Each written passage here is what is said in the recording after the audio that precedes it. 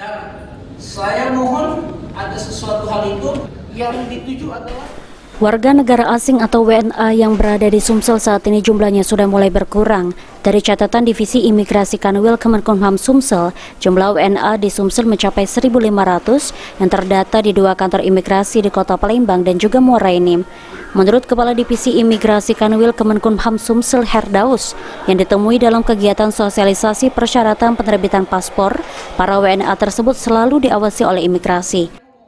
tadi dinyatakan di Palembang kan 500, kalau nggak salah di Muara Enim ada sekitar, dia sudah berkurang, di Muara Enim ada sekitar 700 karena proyek Sumsel 8 yang sudah rampung itu kan tenaga kerjanya sudah pulang, jadi sekitar 1.000. Sementara itu menurut Kepala Kantor Imigrasi Palembang M. Ridwan, jika WNA yang dibawa pengawasan imigrasi Palembang di 4 wilayah, jika pihaknya selalu berkoordinasi dengan aparat hukum dan juga pemerintah daerah setempat. Sejauh ini menurut M. Ridwan, Imigrasi Palembang terus memberikan sosialisasi kepada perusahaan untuk memberikan izin tinggal WNA sesuai keperluan. Dan juga Imigrasi Palembang memiliki aplikasi khusus untuk mengawasi WNA. Koordinasi sinergi dengan aparat penegak hukum, sini ada Kejaksaan, Polri, TNI, kemudian Disnaker, Kesbangpol, dan instansi lain.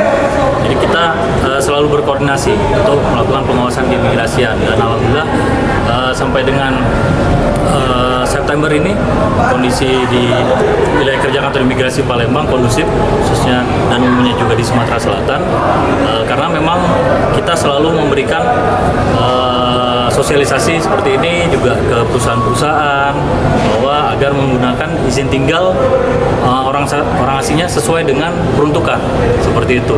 Dan juga kalau ada orang-orang asing yang mencurigakan, kami juga punya namanya Sipindang, aplikasi.